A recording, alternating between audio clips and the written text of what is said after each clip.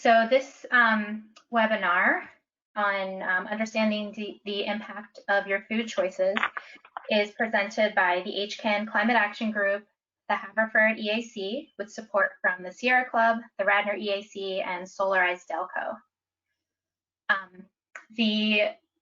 What we're trying to communicate is the concept of something called reducitarian, which we'll explain a little bit more, but it basically means that from wherever you are now, we're all starting at different points, but we all take some action to reduce our impact, the impact of our food. Some people, go as far as going vegan, but we're not recommending that everyone go vegan. What we're trying to communicate is just, look at where you are now, understand the impacts and what options you have for making change to reduce your impacts. We're going to talk about the impact of your food choices on your health, on the environment, which Melissa's going to cover, food waste, which Rebecca's going to cover, and then transitioning to a plant-based diet, which Sue is going to cover. Then we will talk about ways to set a goal for what you would like to do, and then we'll open it for discussion. So I'm going to get started with the impact on health. So what we're showing here is in the center there, you can see a lot of the chronic diseases that are pretty common nowadays in the United States: heart disease, cancer, type 2 diabetes, high cholesterol, excess weight or high BMI, and inflammation. So animal food, basically meat, dairy, and eggs, tend to be high in saturated fat, which has been linked to a higher level of blood cholesterol. So it's not necessarily the saturated fat that you eat that raises your blood cholesterol. I'm sorry, the cholesterol that you eat that raises your blood cholesterol, but the saturated fat. They tend to go hand in hand in a lot of foods anyway. Animal foods also tend to be lower in fiber, which can cause disease-promoting bacteria to grow in your body. They also are pretty high in protein, and the average American omnivore gets about 1.5 times the protein that they need. And the extra protein actually gets stored as fat, which can then result in weight gain, heart disease, diabetes, cancer, inflammations, a lot of these diseases that I've already mentioned. But also, the average American only gets about half of the recommended 25 to 30 grams of fiber. So plant-based diet. So when we talk about plants, we're talking about whole grains, whole fruits and vegetables, beans, legumes, nuts, things like that. They are naturally anti-inflammatory and high in fiber and antioxidants. They're lower in saturated fats, which then results in lower blood cholesterol. They also support digestion and promote the growth of good bacteria in our guts. And a lot of research has been coming out recently showing that gut health, having a good gut bacteria is linked to many diseases. So the health of your microbiome, the health of your microbiome can be linked to your health in general, including mental health, obesity, and some of these other diseases that I've already mentioned. Another thing to consider is the health of the animals. So in the United States, animals that are raised for food are usually raised in very cruel and inhumane conditions. They're extremely overcrowded. The picture on the top there is chickens. So I have some pictures at the bottom of what people probably think they look like, but the top picture is what they actually look like. A lot of them live and stand in their own waste. They're given growth hormones to get fattened faster than they should. The females are in a constant reproduction cycle. They do things like cut off the tails of pigs so that they don't, the other ones don't bite them because they're so close together. They take the babies away from their mothers. They give them antibiotics without being sick. And this actually leads to antibiotic-resistant bacteria, which a lot of people have heard of, I think. In 2019, in the US, according to the CDC, there were 2.8 million infections due to antibiotic-resistant bacteria, which resulted in 35,000 deaths. There's also risk to the people that work in these places. It was in the news, I think back in April, maybe late March, the COVID-19 infection rates in some of the meatpacking plants, because of the nature of the work, like social distancing is almost impossible. Hygiene is not good, and the workers tend to have crowded living and transportation conditions, and so a lot of them had close to a 20% infection rate. In some of the plants, there was one plant in Iowa that had a 58% infection rate. They also just have a higher overall injury and illness rate than the average US factory. And this is usually caused by handling bacteria in infected carcasses or tissues of animals. There's a lot of wastewater with chlorine, nitrogen, ammonia compounds, can contaminate drinking water, spread disease. They also can create air pollution in the form of particulate matter and VOCs. In addition, because of the repetitive motion of a lot of the work that's done, they also have a lot of ergonomic injury, which can cause pain and disability. So on a more positive note, eating plants. So there are lots of different groups of plant foods. They all have different health benefits. The upper right here, Eat a Rainbow. This is a good way to kind of ensure you're getting a good variety of nutrients, because a lot of the fruits and vegetables, their color comes from specific nutrients that they have. So if you're eating a wide variety of colors, you're also getting a wide variety of nutrients. And then I just highlighted 3 types of plant foods here that have specific health benefits, but I mean, there are so many. I just picked these 3. Beans are a great source of protein if you are not eating meat or trying to reduce the amount of meat that you eat. They are low fat, they're high in fiber, they've got a lot of nutrients and phytonutrients. They help guard against diabetes, cardiovascular disease, and some cancers. And because of their high fiber content, they also build and repair muscle. There's alliums, which are things like garlic and onions, and all those ones, scallions, chives, everything in that family. They have antioxidant, antiviral, and antibacterial properties. They've been shown to help prevent blood clots. They're anti-inflammatory, immune boosting, and potentially anti-aging. And then cruciferous vegetables, which is like broccoli, cauliflower, bok choy, collards. Those are low calorie, like many vegetables. They're high in folate, vitamin C, E, and K, high in fiber, phytonutrients. Phytonutrients are plant-based compounds that can help lower inflammation and reduce the risk of developing cancer. But like I said in the beginning, you don't have to become a vegan to see health benefits from eating plants. A lot of people have heard of the Mediterranean diet, which is very high in fruits and vegetables, some fish, a little bit of chicken. This diet is also great for your health. It's been shown to reduce a lot of chronic diseases, heart disease, diabetes, some cancers, depression, and vegetarians.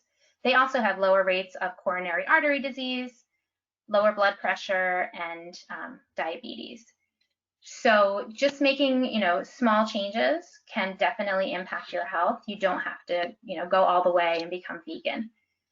The other thing that I do want to mention, with keeping in mind the safety of the animals and the workers, if you do want to buy animal products, try not to support those factory farms that are, putting animals in those and workers in those conditions. Try to find a local farm with ethical practices that you can agree with, and use those products from them.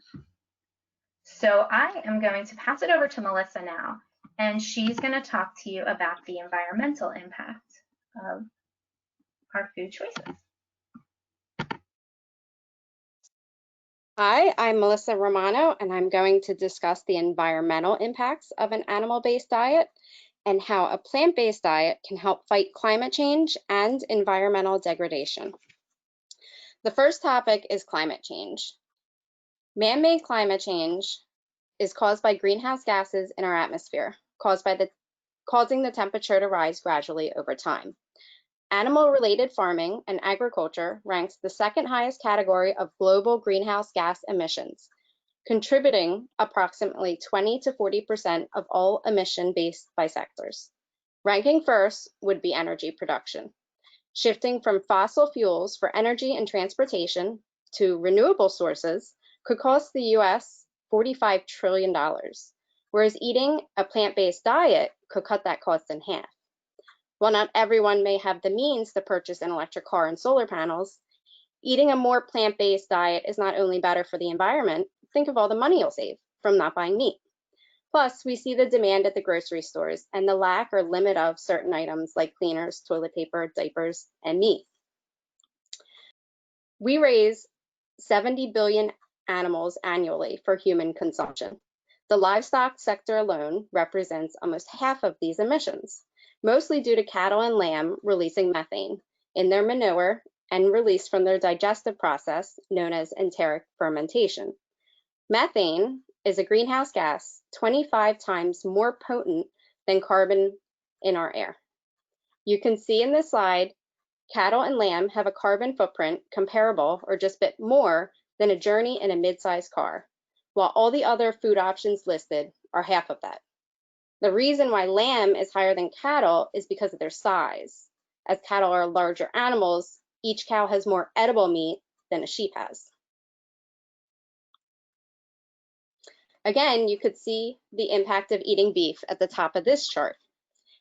Note cheese and dairy from the cow, on the other hand, is on the 3rd and 4th row. And pig and poultry are on the 9th and 10th row.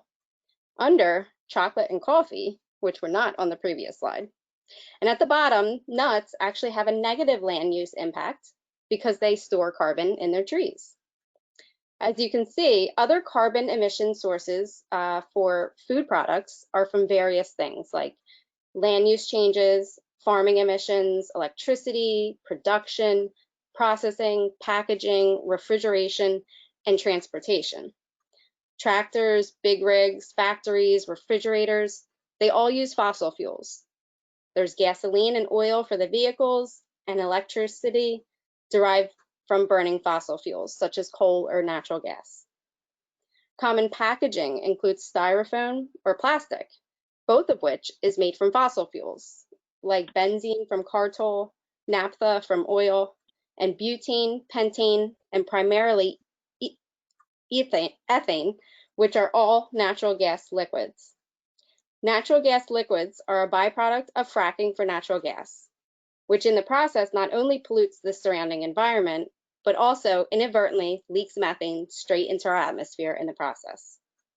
Thus, animal protein creates 10 times as much carbon dioxide than plant proteins. The average American diet of beef consumption creates 1,984 pounds of carbon dioxide annually. Replacing beef with plants would reduce that figure to 96%, bringing it down to just 73 pounds of carbon dioxide.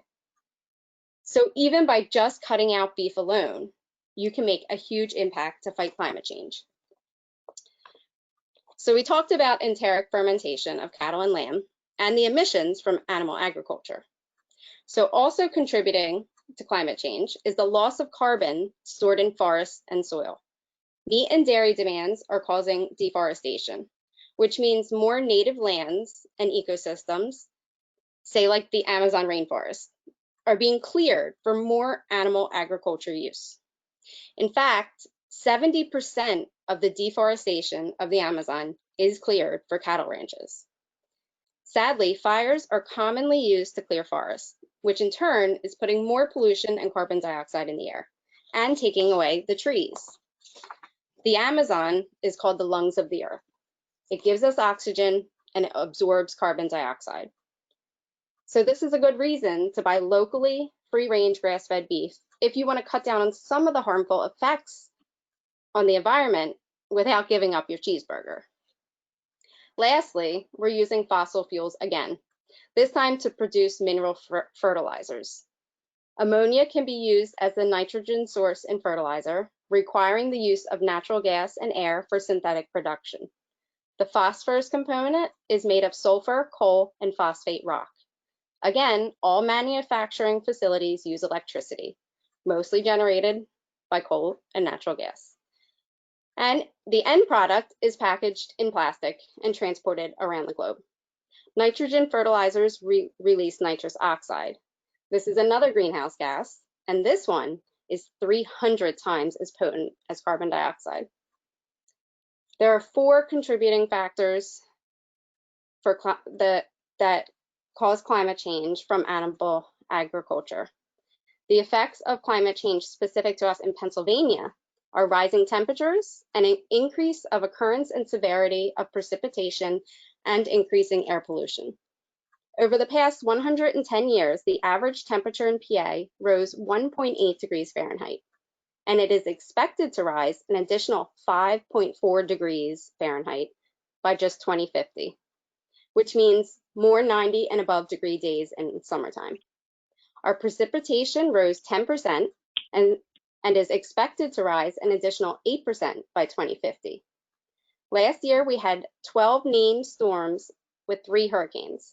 And according to the National Oceanic and Atmospheric Administration, they are predicting 13 to 19 named storms and 6 hurricanes for the 2020 hurricane season in Pennsylvania, which is already now June until November.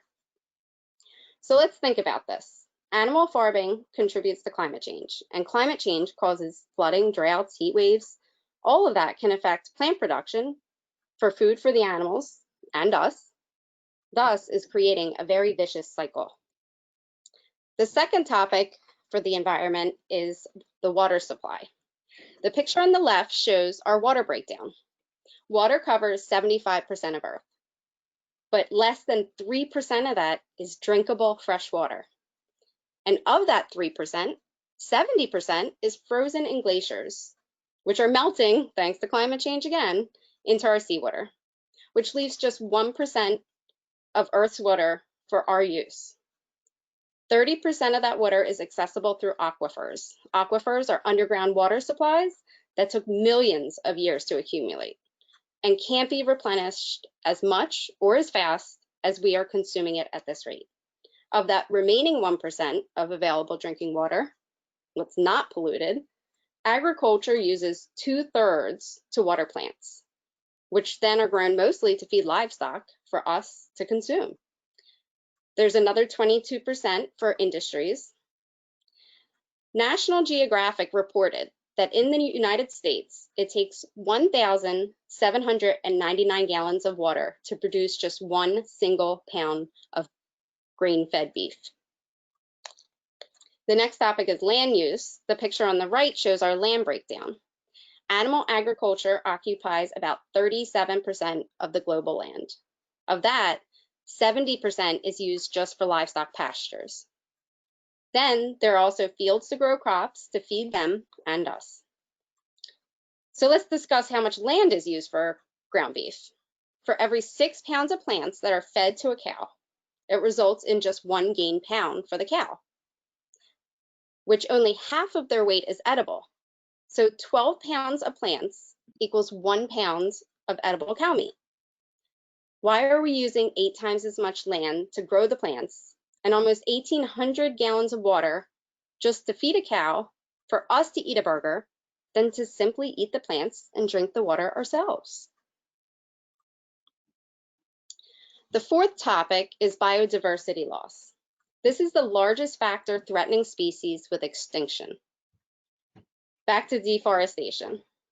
As native plants are cleared for animal agriculture, all the animals and insects dependent on those native plants will then be forced to relocate or perish. The loss in variety of life can lead to the breakdown of an entire ecosystem.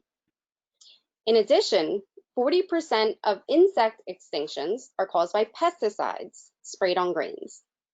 Pesticides are used to improve crop yields easily, but can be toxic and remain in soil for years.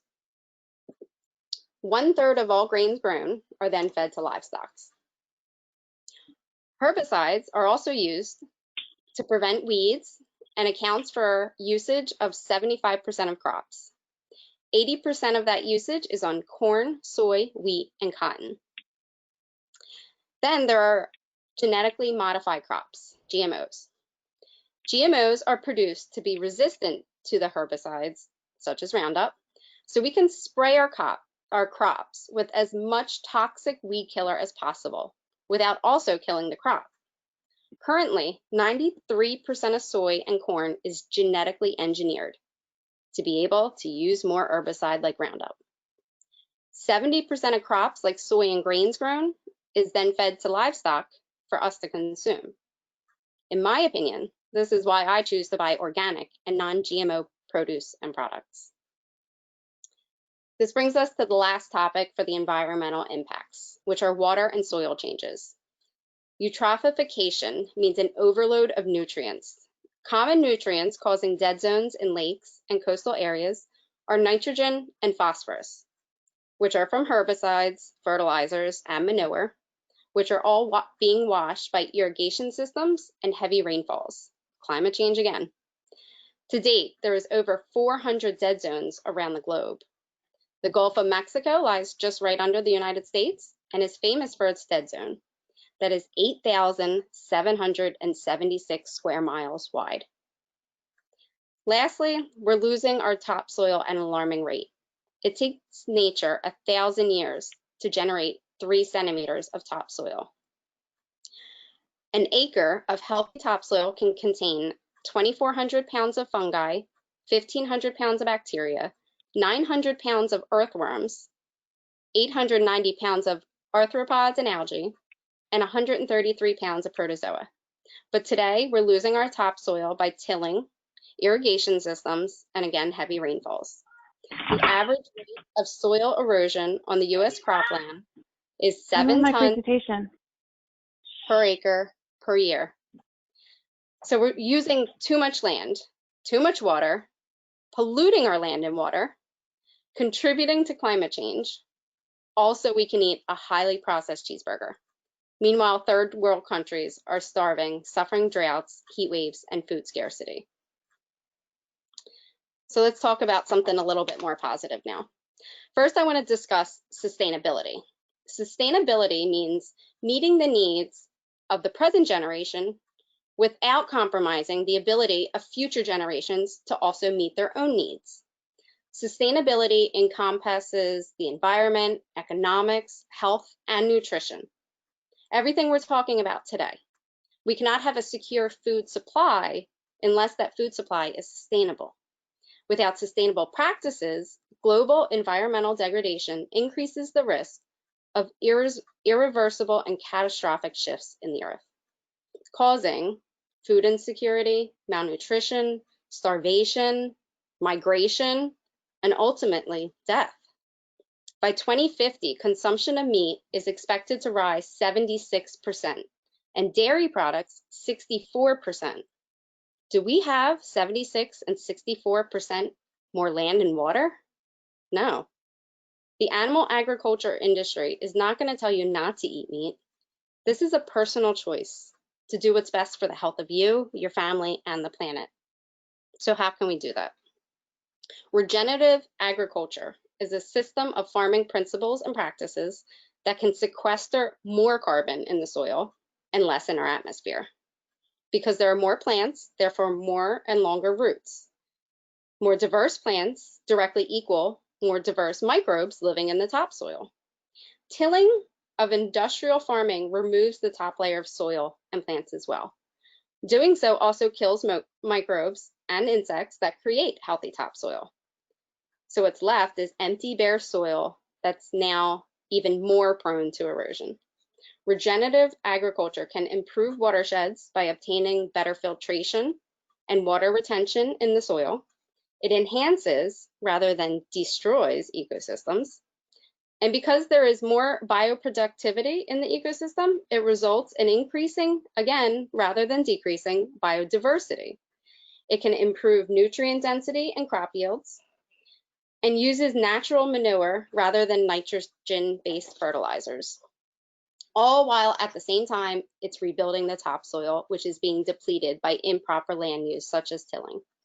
So by using regenerative agriculture rather than industrial farming practices, we can create a sustainable plant-based food supply that will preserve our land and water for future generations to come. According to a study in the journal Climatic Change in 2014, the average meat eater in the US is responsible for almost twice as much global warming as the average vegetarian, and close to 3 times that of the average vegan. We need to leave fossil fuels in the ground because not only is it the leading factor of climate change, it's also not sustainable. We need to move as rapidly as possible towards renewable energy, but we also need to implement regenerative agriculture principles that sequester more carbon, and by eating a mostly plant-based diet in order to combat climate change and to sustain our environment. Please remember, all our actions always have an impact, big and small. Whether you can start meatless Mondays to begin, or meat only on Mondays and vegetarian the rest of the week. You can cut out just lamb or beef. You can buy organic. You can buy local. You can do it all at once or one step at a time. And soon Sue will give you some helpful tips to get you on your way. Okay, so we always calculate and talk about our carbon footprint, but now we're going to discuss our ecological footprint.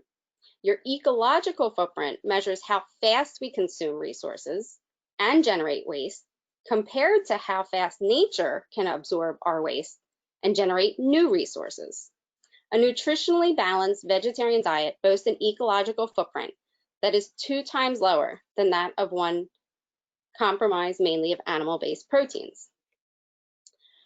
I'm now going to take you to the website www.footprintnetwork.org, where we're going to calculate our ecological footprint based on diet, housing, and transportation.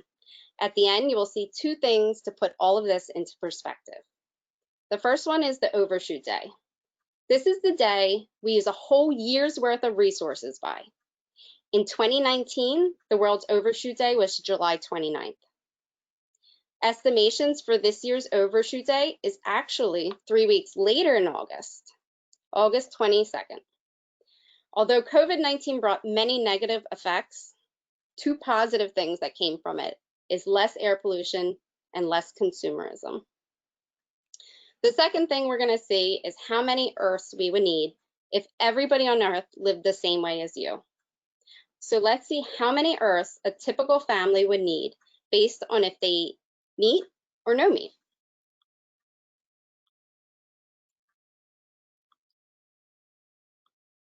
So this is the website, www.footprintnetwork.org, and we're going to go down to calculate now your ecological footprint.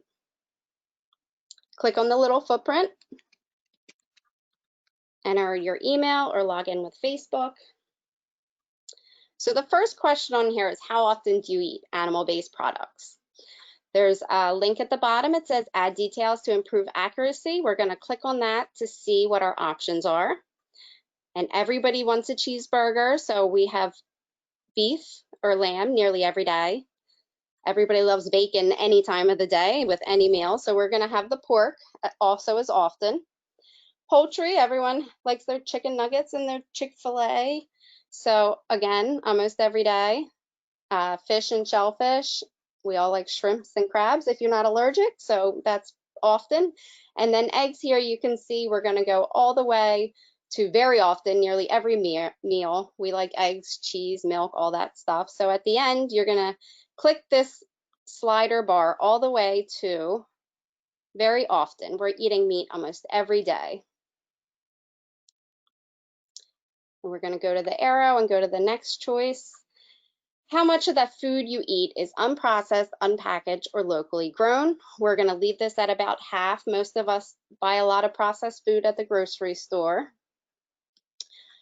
Which housing type best describes your home? Most of us live in a freestanding, running water, single home.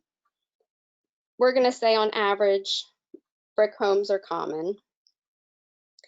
And how many people are in your household? Usually there's mom, dad, couple kids, so we're going to say 4. And most houses in this area are pretty large, in the 17 to 1800 square feet range. So we have electricity in our home, and we're going to leave our energy efficiency to average. Here you can see your renewable sources. If you are getting your energy from Pico and you're not choosing a different supplier, you are only getting 5% renewable. In Pennsylvania, we have 40% coal, 34% nuclear, and 21% natural gas in our electric grid mix. So we're going to say we create about the same amount of trash as our neighbors. And we are going to have no motorcycle. We all mostly have a car, primarily used for transportation. And on average, an American would drive about 250 miles or 400 kilometers a week. Most cars are around 35 miles per gallon.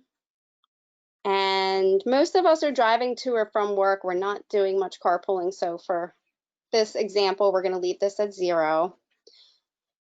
And how much travel on public transportation each week? Maybe you take the train in the city on occasion, or your kid rides the school bus, or, you know, we're just going to leave it at about 20, 21 miles or so. And then, you know, there's a pandemic, so most of us aren't flying this year.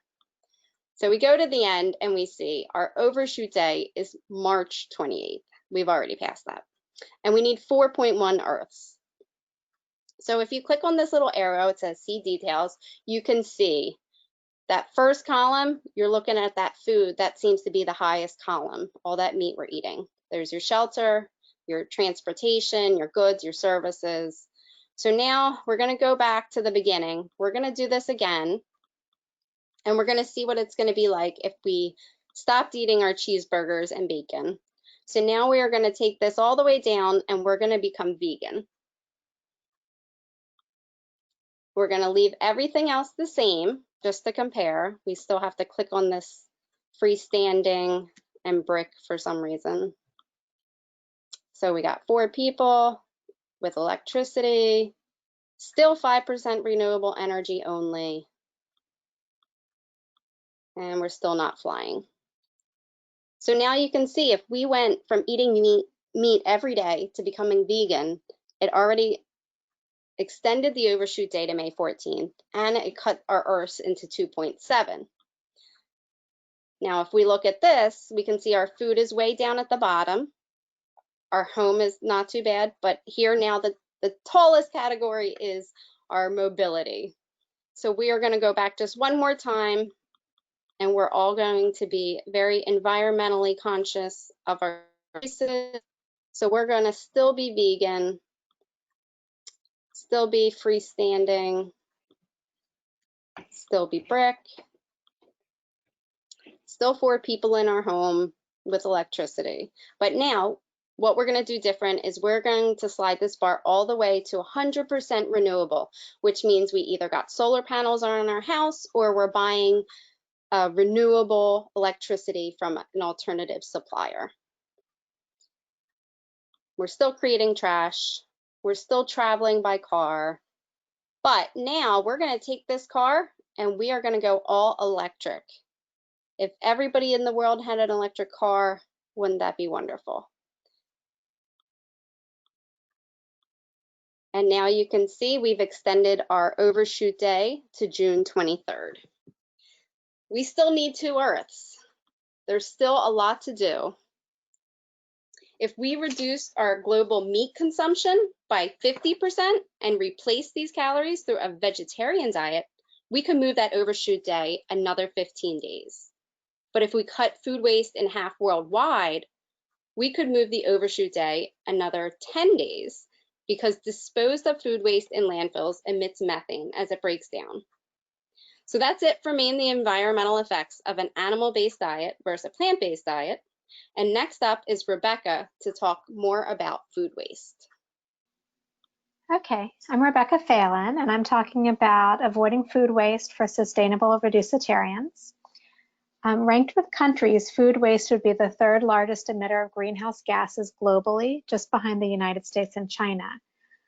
40% of all the food produced in the US is wasted. So you can see from this chart what is happening here. This is from Drawdown and from this otter tail chart. So a third of the food raised and prepared worldwide isn't eaten. And in lower income countries, that's due to accidental infrastructure problems like refrigeration, powder outages, and transportation issues. But most of the food waste in the US in normal times is caused by several different things. So the aesthetic rejection of irregularly shaped and sized food by retailers, by grocery stores, by over-serving in restaurants and at catered events, and by poor planning by consumers at home.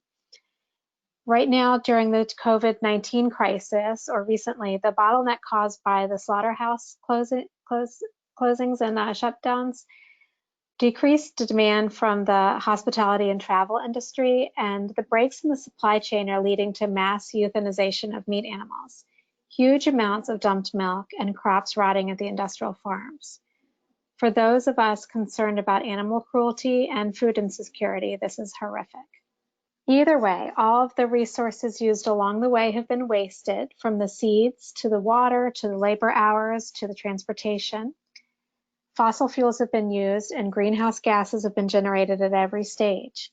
Even in the last stage, as Melissa mentioned at the end of her presentation, when the uneaten food ends up in the landfill, it generates methane. So what can we do when we're at the grocery store? Or even before we get to the store, buying produce and other foods from companies like Misfit Markets and Imperfect Foods prevents waste and sends a message that we don't need every piece of produce to look like an Instagram post.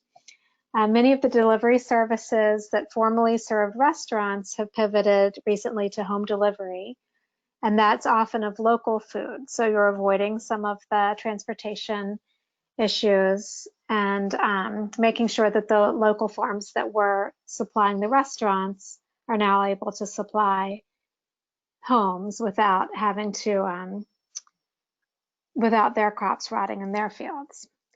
So also buying from a farmer's market or a CSA reduces your food travel miles and therefore the wear and tear.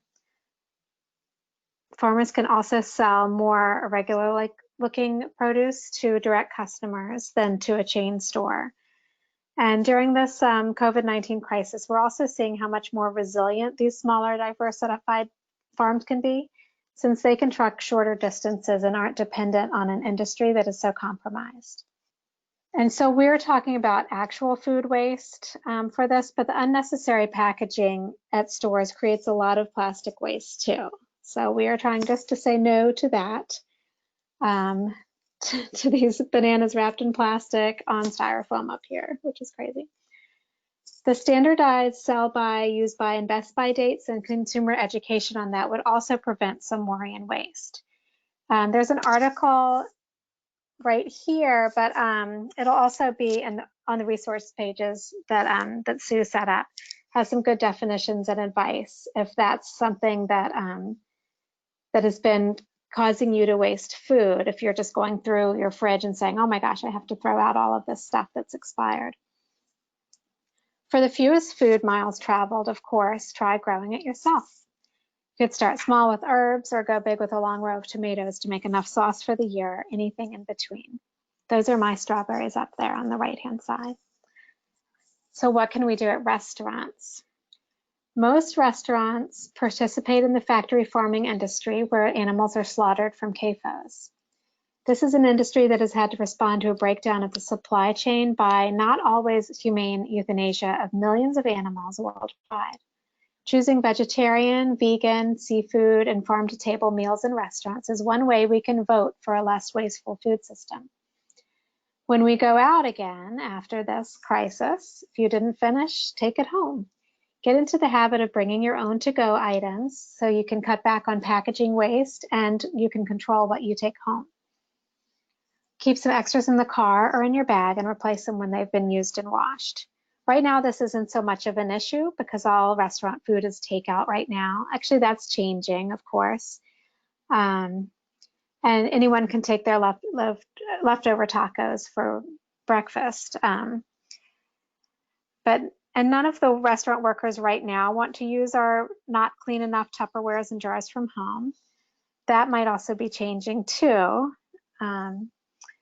as you know, as restaurants are opening up, and it's been shown that the takeout containers or your own takeout containers are not really going to be the cause of virus transmittal.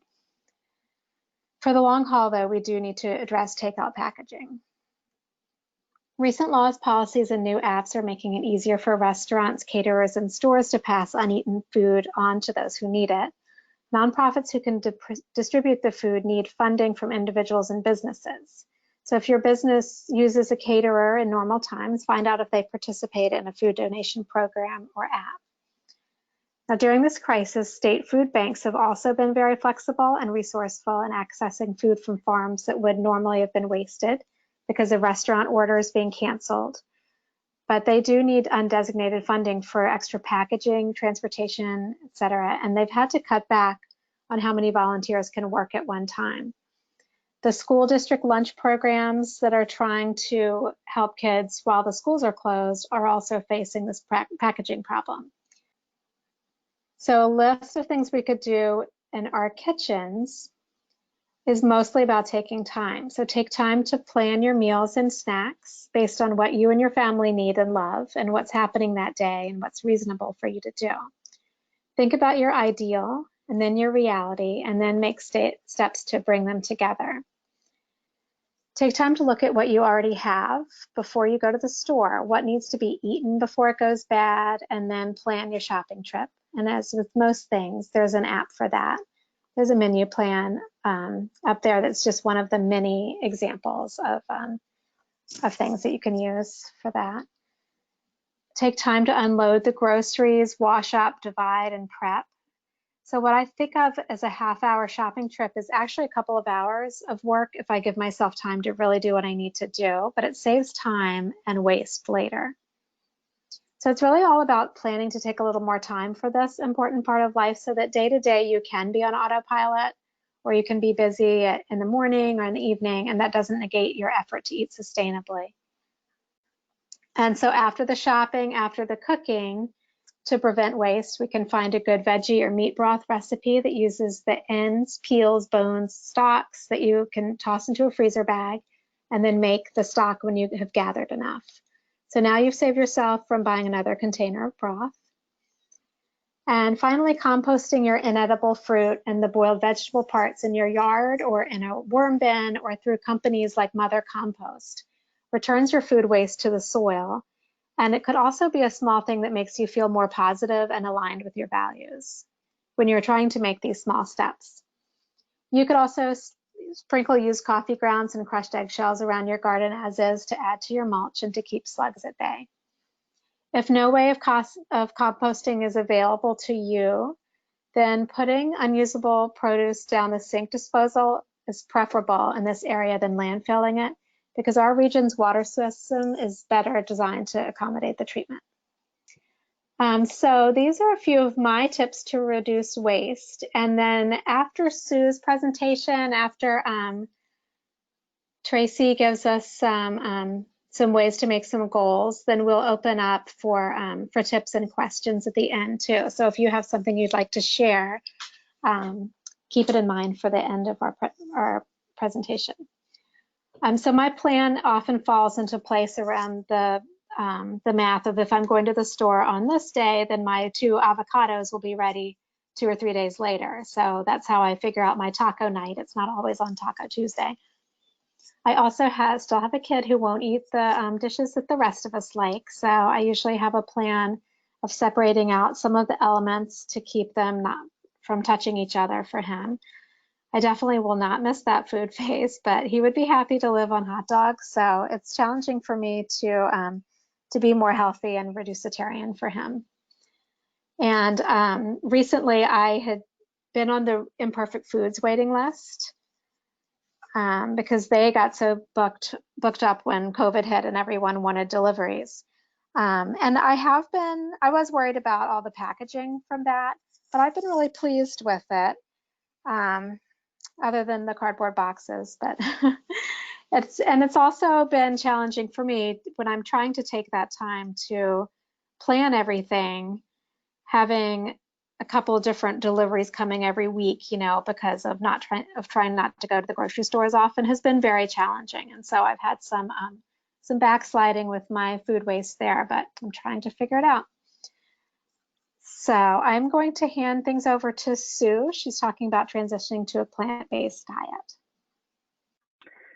Hi, I'm Sue Stalgard, and I'm going to be talking about transitioning to a plant-based diet.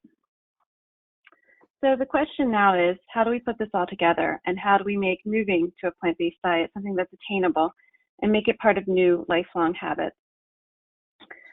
So first, it's important, I think, just to acknowledge all of us here today are coming here with different perspectives, different degrees of knowledge, different cooking abilities, health issues, time constraints, and family dynamics. We may have that family member who's a picky eater, or someone who's resistant to a diet without meat. So the best place to start is by doing some of your own research. Talk with your doctor if you have specific health concerns, and then set goals that are realistic for you and for your family. I've been a vegetarian for over 25 years, and I'm continually learning new things. On a personal note, when I first went vegetarian, it was not environmental concerns that influenced the switch. It was the circumstances in my life. When I was a senior in high school, my mom was diagnosed with breast cancer, and the week before my high school graduation, my grandmother died from a heart attack. Our coffee table, my mom's nightstand were piled high with books and literature on those topics. And I read through that literature, and overwhelmingly, it advocated for eating a Mediterranean diet and limiting animal products. I was never a big fan of eating meat, but it was those circumstances and that literature that helped propel me to eating a vegetarian diet. When I first went vegetarian, I read a lot of books on the topic, and that was probably my first recollection of the argument that it was better for the planet and better to feed a growing population.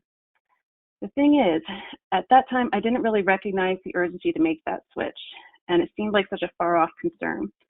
Fast forward to today, and the validity of that argument has grown, and the urgency to take action has become more apparent. So to help you learn more about the impact of our diets on the planet, and for resources to help you with that switch, we have a handout that we'll email to you, and it lists common substitutions, local restaurants that offer plant-based options, educational resources, food waste resources, and sites to help you find locally grown food.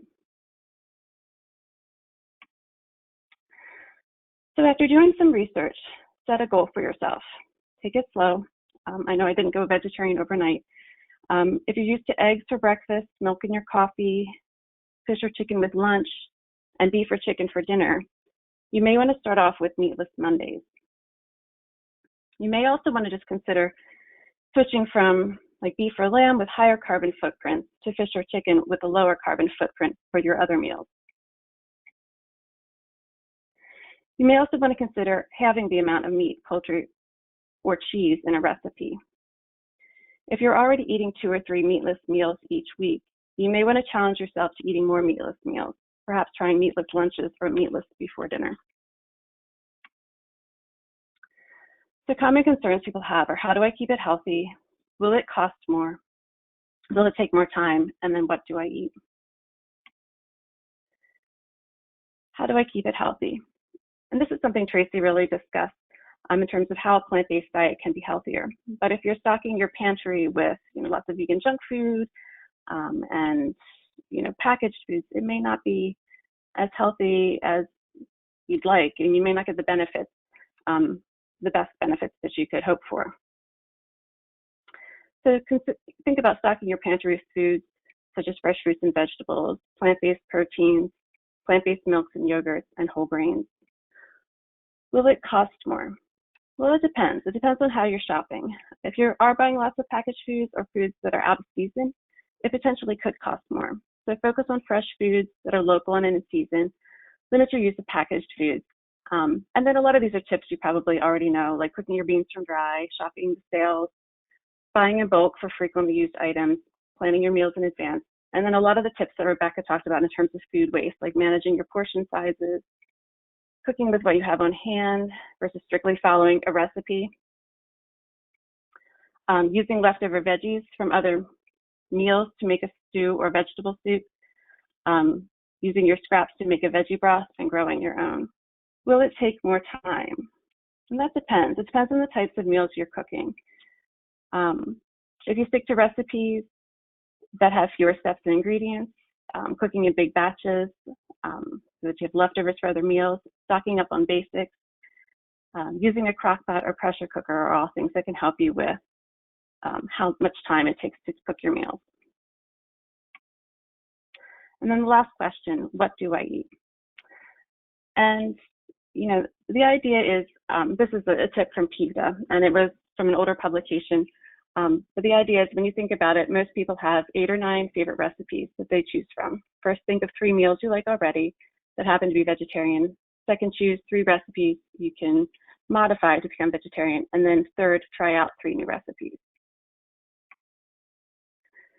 So start with your familiar recipes, following that advice.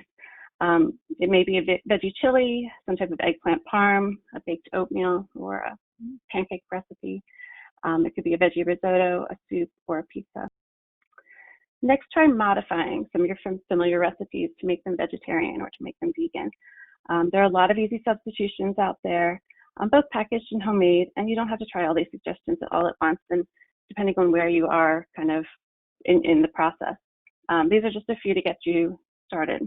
So for milk, you can use a plant-based milk like you would cow's milk, and there are a variety of different types.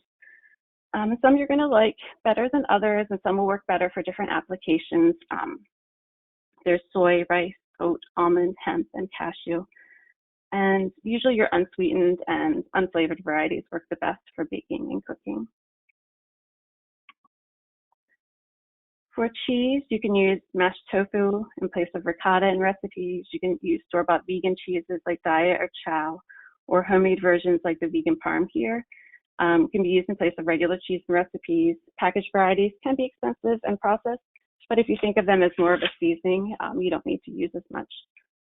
Last, there are a variety of yogurts you can try, and they also use different bases such as coconut, soy, almond, and cashew. This is an easy switch. It's something you can start today and save your eggs for your meals. You probably have a lot of these ingredients around the house, but you can use ground flax seeds and water in place of eggs in recipes and baked goods. The aquafaba drained from your beans, mashed bananas or applesauce, and baking soda and vinegar. Butter is another easy swap. You can use a vegan margarine or oil. For meat, poultry, and fish, you can use meat alternatives. Meat alternatives can work well once in a while if you have a family member who's a picky eater or to satisfy a craving. Tofu, tempeh, and seitan can be used in stir fries with your favorite marinade, and then serve it along with some of your favorite sides. Refried beans can be used to replace beef in tacos, and chickpeas can be used on salads and soups or in sandwiches. If you have a soup that calls for chicken or beef broth, you can use a homemade bouillon, or I'm sorry, a homemade vegetable broth, a store-bought broth, or a bouillon in place of it. And if you save those veggie scraps in an old container in the freezer, you'll have those, you know, at the end of the week, you can cook them up into a broth. And sometimes no substitution is necessary at all for your recipes. You can just add extra veggies, extra spices, extra beans.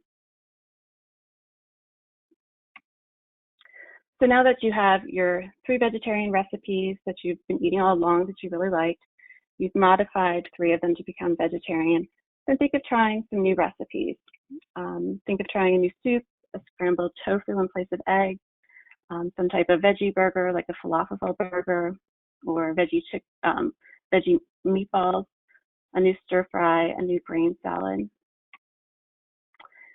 And once you have a good circulation of recipes in your repertoire that you're cooking on a regular basis, then think about what you're snacking on and make sure you're snacking on healthy foods that are plant-based. And again, there's probably things that you already like and that you already have in your household that you can be snacking on. And when you're tired of cooking, try some new restaurants. There's apps like Happy Cow that can help you find vegetarian and vegan-friendly restaurants. A Google search, and our handout also has some options. And most importantly, stay positive and stay flexible.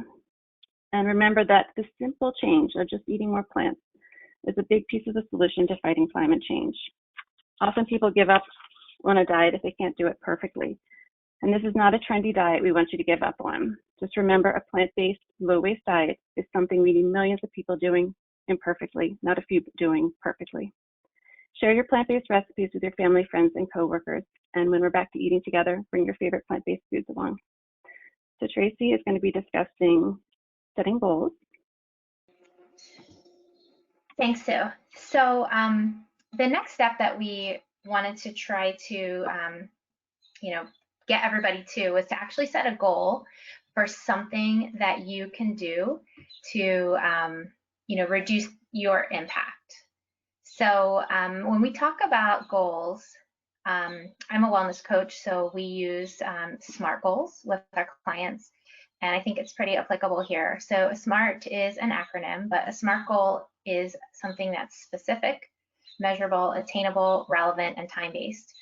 I have an example here. I will be preparing 3 meatless dinners per week in 2 months. So it's very specific. It's something you can measure. It's based on, where you are. For this person, it's attainable, it's relevant, it's something that, will get you closer to the goal of eating less animal products, and it's time-based. It says, in 2 months. There's kind of a limit there to, when you're going to meet that goal. So that's the first step, come up with the goal, and then how are you going to get there? So it's, some small steps to reach the goal.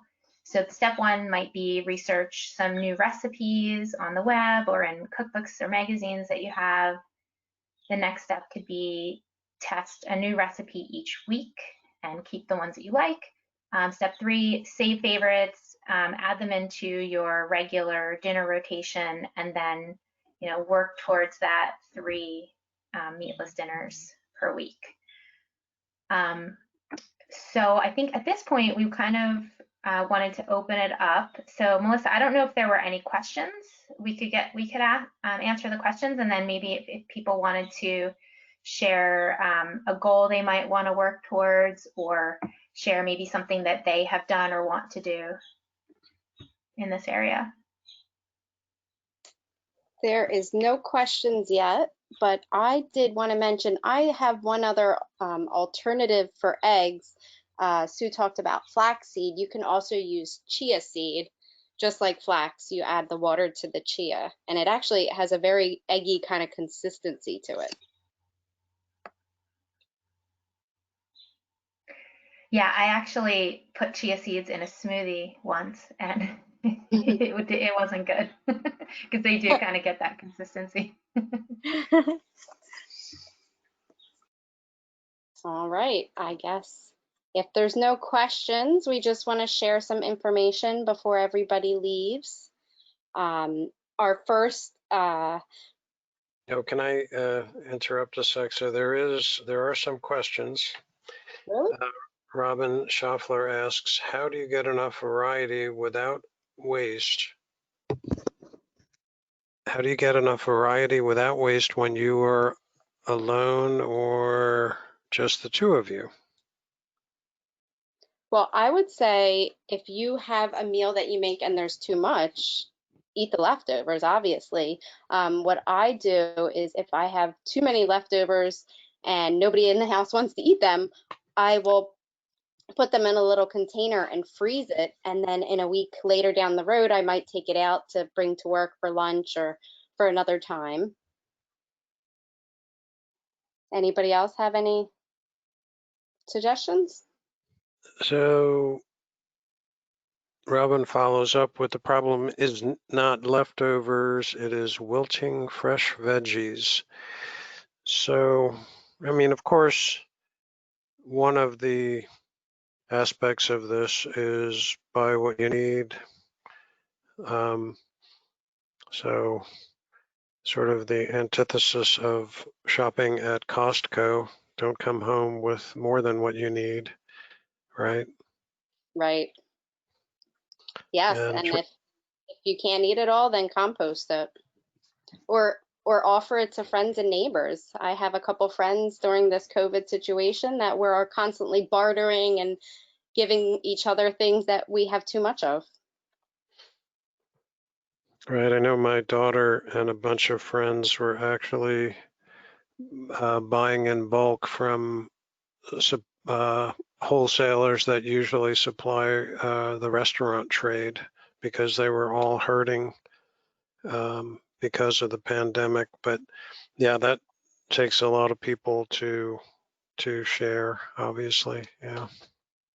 Can't barter during COVID. Well, yes and no. I think we're learning more about transmission, and I think some of the concerns over surface contact and object contact have diminished a little bit as opposed to all of the other things. But yeah, so the bundles are too large. I think, storage and leftovers is the only other option. It is, shop small enough. And I think leftovers, compost what's not, what can't be used, right? So I think that's the best you can do. Well, I mean, Peter, what you were saying about sort of trading stuff around is probably what I would do too. And I mean, I definitely did that at arm's length, like, trading stuff with neighbors. But I mean, that's up to the person, I guess, deciding.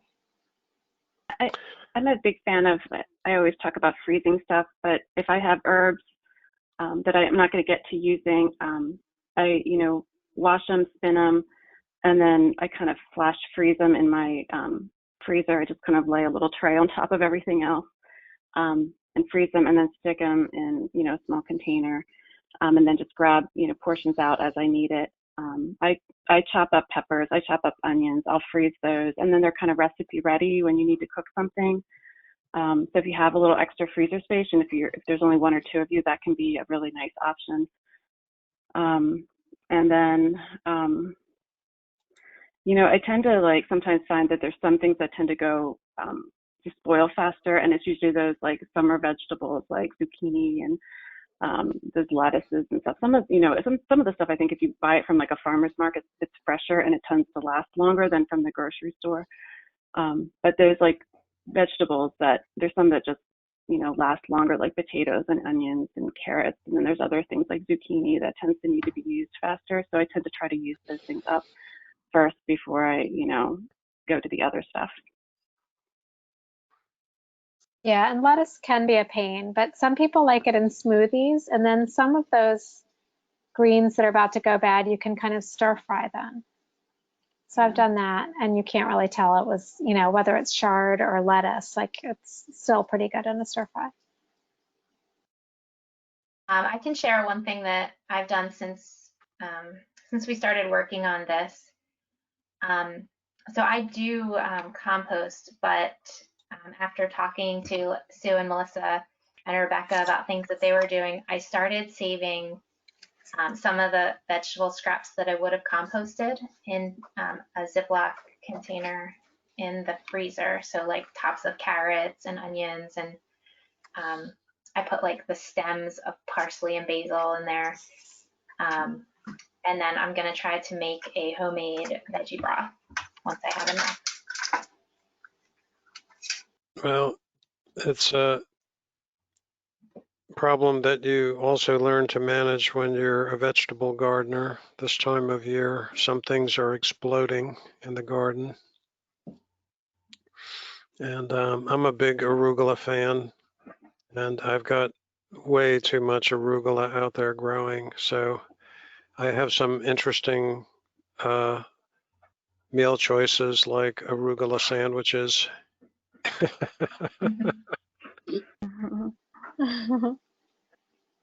But anything you know, any vegetable matter going back into the compost heap is reclaimed and recycled. So I think you can feel less bad about that than you certainly can't compost your leftover beef. Right, that's true. I guess that's it on the questions. I see that you're showing upcoming events. We do have some things that we are repeating in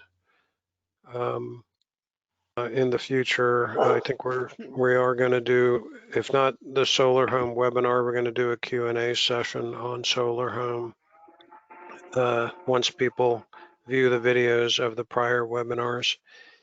EV plug-in fears, and look for further information. I think we are going to have a couple of other things on the calendar for July. Yes, I just noticed this slide doesn't show the Facebook page, but if anybody needs more information, go to Facebook/Friends of EAC, Friends of Haverford EAC, and we have all our events listed on there and a bunch of tips. And the bottom is the webpage for the recording for all these webinars that we have done in the past. We also have 2 email addresses on there. If you're interested in solar panels, you can email solarizeddelco@gmail.com, or we also have a Facebook page, Solarized Delco. Or if you have any questions about any environmental or climate related question, if you need advice, if you need help switching your renewable energy provider, you can email haveswitch@gmail.com. We're here to help any way we can. Thank you for tuning in tonight. Thank you, everyone. Thank you.